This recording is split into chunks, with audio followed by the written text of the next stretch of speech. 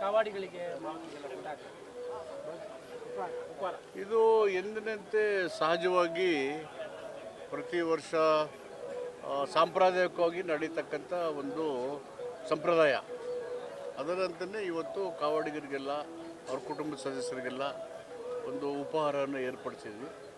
So ಎಲ್ಲ ಭಾಗವಹಿಸಿ ಉಪಹಾರ ಸ್ವೀಕಾರ ಮಾಡಿ ನನ್ನೂ ಸೇರಿಸಿ ಎಲ್ಲರೂ ಅವ್ರ ಜೊತೆಯಲ್ಲಿ ಉಪಹಾರ ಮಾಡಿದ್ದೀವಿ. ನಿನ್ನೆ ಮೀಟಿಂಗ್ ಮಾಡಿದ್ವಿ, ಯಾವ ಹಂತದಲ್ಲಿ ತಯಾರಾಗಿದೆ? ಈಗ ತಳ ಹಂತದಲ್ಲಿ ಒಂದು 19 ಉಪಸಮಿತಿಗಳನ್ನು ರಚನೆ ಮಾಡಿದ್ದೀವಿ.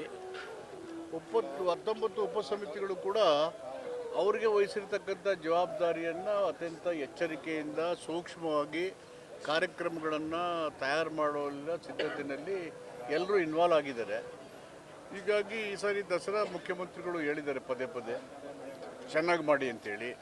ದಸರಾ ಚೆನ್ನಾಗಿ ಆಗೇ ಆಗುತ್ತೆ, ಅಲ್ಲಿ ಇಲ್ಲಿ ಸಣ್ಣ ಪುಟ್ಟ ವ್ಯತ್ಯಾಸಗಳು ಬಿಟ್ಟರೆ ಅದಾಗುತ್ತೆ. ಯಾಕಂದ್ರೆ ಲಕ್ಷಾಂತರ ಜನ ಸೇರುವಾಗ ಏನೋ ಒಂದು ಸಣ್ಣ ತಪ್ಪು ಆಗೋದೇ ಇಲ್ಲ ಅಂತ ಹೇಳೋಕ್ಕಾಗೋದಿಲ್ಲ.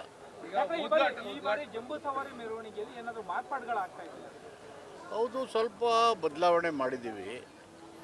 ಸೀಟಿನ ಸಂಖ್ಯೆನ ಹೆಚ್ಚು ಮಾಡಬೇಕು, ಜನರ ಬೇಡಿಕೆ ಹೆಚ್ಚಾಗ್ತಾ ಇದೆ. ಪಾಸ್ ಸಿಕ್ಕಿದವರು ಅಲ್ಲಿ ಜಾಗ ಇಲ್ಲ ಇಲ್ಲಿಲ್ಲ ಅಂತ ಹೇಳಿ ಯೂ ಅಂಡ್ ಕ್ರೈ ಅಲ್ಲಲ್ಲಿ ನಡೀತಾ ಇತ್ತು. ಅದಕ್ಕೆ ನಮ್ಮ ನೂತನ ಜಿಲ್ಲಾಧಿಕಾರಿ ಅವರು ಬಂದು ನಮ್ಮ ಜಿಲ್ಲಾ ಆಡಳಿತ ಎಲ್ಲ ನಮ್ಮ ಪೊಲೀಸ್ ಕಮಿಷನರ್, CEO, SP ಇವರೆಲ್ಲ ಒಂದು ಕನ್ನಡ ಸಂಸ್ಕೃತಿ ಇಲಾಖೆಯೆಲ್ಲ ಸೇರಿ ಒಂದು ಸಂಪೂರ್ಣವಾಗಿ ಸ್ಥಳ ಪರಿಶೀಲನೆ ಮಾಡಿದ ಮೇಲೆ ನಾವು ಜಂಬೂ ಸವಾರಿ ಕೊನೆ ಹಂತದಲ್ಲಿ ಹೋಗುವಾಗ ಅಲ್ಲಿ ನೇರವಾಗಿ ಇಲ್ಲಿಂದ ಬಂದು ಈಗ ಹೋಗಿ ಅಲ್ಲಿ ಹೋಗಿ ಯೂಟರ್ನ್ ತಂದು ಹಿಂಗೆ ಬರ್ತಾಯಿತ್ತು.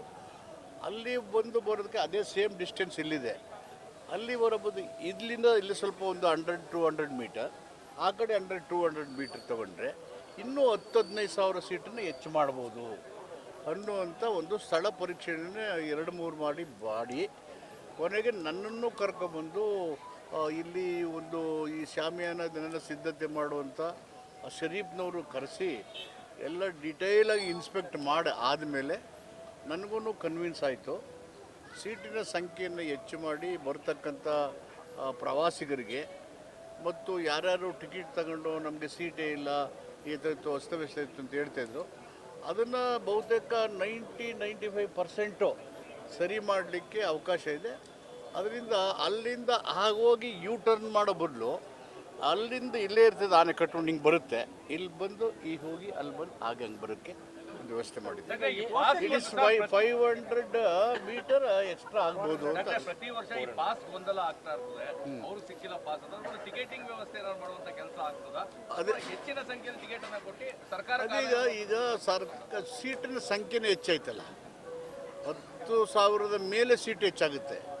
ಸಹಜವಾಗಿ ಆ ಗೊಂದಲ ತಕ್ಕ ಮಟ್ಟಿಗೆ ಶಮನ ಆಗುತ್ತೆ ಅಂತ ನಂದು ಅನಿಸಿಕೆ. ಜಾಸ್ತಿ ಈಗ in addition to the existing ಇದು ಕನಿಷ್ಠ 10,000-12,000 ಸೀಟ್ಗಳು ಹೆಚ್ಚಿಗೆ ಆಗ್ತವೆ. ಈಗ ಹೆಚ್ಚು ಕಡಿಮೆ 35,000-40,000 ಹತ್ತಿರ ಬರುತ್ತೆ. ಸೊ ಇದೆಲ್ಲ ಡಿಮಾಂಡು ಏನಿದೆ ಅದನ್ನು ಸರಿದೂಗಿಸ್ತೆ ಅಂತ. ಏರ್ ಶೋ ಇನ್ನೂ ಅವರು ಡಿಫೆನ್ಸ್ ಮಿನಿಸ್ಟರ್ ಮಾತಾಡಬೇಕು. ಇವತ್ತು CM ಅವ್ರ ಗಮನಕ್ಕೆ ತಂದು ಅವರು ಡಿಫೆನ್ಸ್ ಮಿನಿಸ್ಟ್ರಿಗೆ ಮಾತಾಡೋಕ್ಕೆ ಹೇಳ್ತೀನಿ. CM ಅವ್ರಿಗೆ ಅವರು ಒಪ್ಪಿದ್ರೆ ನಾವು ಮಾಡ್ತೀವಿ. ಈಗ ಉದ್ಘಾಟಕರು ಸೇರಿದಂತೆ ಗಣ್ಯರಿಗೆ ಆಹ್ವಾನ ಕೊಡುವಂಥದ್ದು, ರಾಜಮನೆ ತಂದವ್ರನ್ನ ಭೇಟಿ ಮಾಡುವಂಥದ್ದು ಯಾವಾಗ ಆಗ್ತದೆ? ಅದು ಈಗ ಕೂತ್ಕೊಂಡು ಈಗ ಮಾತಾಡ್ಬಿಟ್ಟು ಅದನ್ನೆಲ್ಲ ಮಾಡ್ತೀವಿ. ಈಗ ನಿನ್ನೆ ತಾನೇ ನಾವು ಹಂಪನ ಅವ್ರನ್ನ ಹೆಸರನ್ನ ಘೋಷಣೆ ಮಾಡಿದ್ದೀವಿ. ಅವರು ಸಂತೋಷದಿಂದ ಒಪ್ಪಿದ್ದಾರೆ. ಕೂಡಲೇ ನಮ್ಮ ಜಿಲ್ಲಾಡಳಿತ ವಿದ್ಯುಕ್ತವಾಗಿ ಅವರ ಮನೆಗೆ ಹೋಗಿ ನಾವು ಸಂಪ್ರದಾಯಕ್ಕೆ ಯಾವ ರೀತಿ ಅವ್ರಿಗೆ ಗೌರವಯುತಕ್ಕೆ ಸ್ವಾಗತ ಮಾಡಿ ಅದು ಮಾಡ್ತೀವಿ. ಮತ್ತು ರಾಜಮನೆತನದವರು ಕೂಡ ಎಂದಿನಂತೆ ನಾನೇ ಖುದ್ದಾಗಿ ನಮ್ಮ ಜಿಲ್ಲಾಡಳಿತ ಜೊತೆಗೆ ಹೋಗಿ ಆಹ್ವಾನ ಮಾಡ್ತೀನಿ. ನಿನ್ನೆ ಒಂದು ರಾತ್ರಿ ಒಂದು ಘಟನೆ ನಡೆದಿದೆ ಅರಮನೆಯಲ್ಲಿ, 2 ಆನೆಗಳು ಹೊರಗಡೆ ಹೋಗಿದ್ದಾವೆ. ಅದೇ ನನಗೆ ಬೆಳಗಿನ ಜಾವ 7 ಗಂಟೆಗೆ ಗೊತ್ತಾಯಿತು. 2 ಗಂಡಾನೆಗಳು ಸ್ವಲ್ಪ ಗರ್ಷ್ಟೆ ಮಾಡ್ಕೊಂಡಿದ್ದಾವೆ. ಅವರು ತಿಂಡಿ ತಿನ್ನುವಾಗ ಗಲಾಟೆ ಮಾಡಿದ್ದೀವಿ. ನಾನು ಎಲ್ಲ ಕೇಳಿದೆ, ಎನ್ಕ್ವೈರಿ ಮಾಡಿದೆ. ನಾವು ಹಳ್ಳಿಗಳಲ್ಲಿ 2 ಓರಿಗಳನ್ನು ಅಕ್ಕಪಕ್ಕ ಕಟ್ಟಿ ಹುಲ್ಲಾಕಿದ್ರೆ ಅವೆರಡು ಜೊತೆಗೆ ಇರ್ತವೆ. ತಿಂತನೇ ಕೊಂಬಲ್ಲಿ ಇದಕ್ಕೆ ಗುತ್ತಾ ಇರ್ತದೆ, ಅದು ಅದಕ್ಕೆ ಗುತ್ತಾ ಇರ್ತದೆ. ಸೊ ಆ ಥರದ ಸ್ನೇಹಪೂರ್ವಕವಾದಂಥ ಸ್ವಲ್ಪ ಸಂಘರ್ಷ ಆಗಿದೆ. ಅವು ಓರಿಗಳು, ಇದು ಆನೆಗಳು. ಅದು ಹುಷಾರಾಗಿರಬೇಕು, ಆದರೆ ಗಾಬರಿ ಪಡ್ತಕ್ಕಂಥ ಅಗತ್ಯ ಇಲ್ಲ ಅಂತ ನನಗೆ ವಿವರಣೆ ಕೊಟ್ಟರು. ನಾನು ಎಕ್ಸ್ಪ್ಲನೇಷನ್ ಕೇಳಿದೆ, ಆ ಥರ ಕೇಳಿದ್ದಾರೆ. ಅವು ಗಂಡಾನೆಗಳು, ಅದು ಯಾಕೆ ಹೊಡೆದಾಡಿದ್ರು ಅಂತ ಅದು ಡೀಟೇಲಾಗಿ ಚರ್ಚೆ ಮಾಡಬೇಕು ನಾವು. ಗಂಡಾನೆ ನಿರ್ಲಕ್ಷ್ಯ ಕಾಣ್ತಾ ಇದೆಯಾ? ಯಾವ್ದಾದ್ರು ನಿರ್ಲಕ್ಷ್ಯಗಳು ಕಾಣ್ತಾ ಇದೆ ಅಲ್ಲಿ ಅರಮನೆ ಒಳಗಡೆನೇ ಓಡೋಗಿರೋದು. ಅಲ್ಲಿ ನಿರ್ಲಕ್ಷ್ಯಕ್ಕಿಂತ ಅವರು ತಿಂಡಿ 2 ಗಂಡ ಮಾಡ್ತಾವು ಹಾಗೆ ಸಂಘರ್ಷಕ್ಕೆ ಹಿಡಿದಿದ್ದಾರೆ. ಮಾವುತ ಪಾಪ ಕಂಟ್ರೋಲ್ ಮಾಡಿದ್ದಾರೆ. ಅವ್ರ ಹೆಸರು ಏನು ಗೊತ್ತಿಲ್ಲ ನನಗೆ. ಅವರು ಧೈರ್ಯವಾಗಿ ಕೂತು ಧನಂಜಯನ ಮಾವುತ ಕಂಟ್ರೋಲ್ ಮಾಡಿದ್ದಾರೆ. ಮತ್ತು ಏನೂ ಲಕ್ಕಿಲಿ ಏನೂ ಅನಾಹುತ ಆಗಿಲ್ಲ. ಮಾವುತನ ಹೆಸರು ಭಾಸ್ಕರ್ ಸರ್, ಆನೆ ಹೆಸರು ಧನಂಜಯ, ಮಾವುತ ಭಾಸ್ಕರ. ಅವರು ಕಂಟ್ರೋಲ್ ಮಾಡಿದ್ದಾನೆ ಧೈರ್ಯವಾಗಿ, ಮತ್ತು ಹೆಚ್ಚು ಏನು ಅನಾಹುತ ಆಗಿಲ್ಲ. ಇದು ಒಂದು ಸೂಕ್ಷ್ಮತೆ, ಕಣ್ಣಲ್ಲಿ ಕಣ್ಣಿಟ್ಟು ನಾವು ಈ ಒಂದು ಪ್ರಾಣಿಗಳನ್ನ ಯಾವಾಗ ಏನು ಅಂತ ನಿರೀಕ್ಷೆ ಹೇಳೋಕ್ಕಾಗಲ್ಲ, ಎಕ್ಸ್ಪೆಕ್ಟೇಷನ್ ಮಾಡೋಕ್ಕಾಗಲ್ಲ. ಚೆನ್ನಾಗೇ ಇರುತ್ತೆ, ತಾನು ಸಾಕ್ತವನ ಮೇಲೆ ಬಿದ್ದುಬಿಡುತ್ತೆ ಅನ್ನೋ ಸರಿ. ಅದು ಪ್ರಾಣಿಗಳಲ್ಲ, ಎಚ್ಚರಿಕೆ ಮೈಯೆಲ್ಲ ಕಣ್ಣಾಗಿ ನೋಡ್ಕೋಬೇಕು.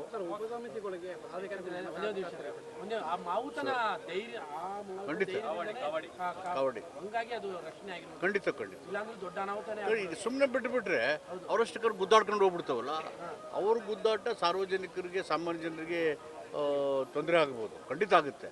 ಅದಕ್ಕೆ ಎಚ್ಚರಿಕೆ ವಹಿಸಬೇಕು ಸೂಚನೆ ಕೊಟ್ಟಿದ್ದೀನಿ, ಕಟ್ಟುನಿಟ್ಟಿನ ಸೂಚನೆ ಕೊಟ್ಟಿದ್ದೀನಿ.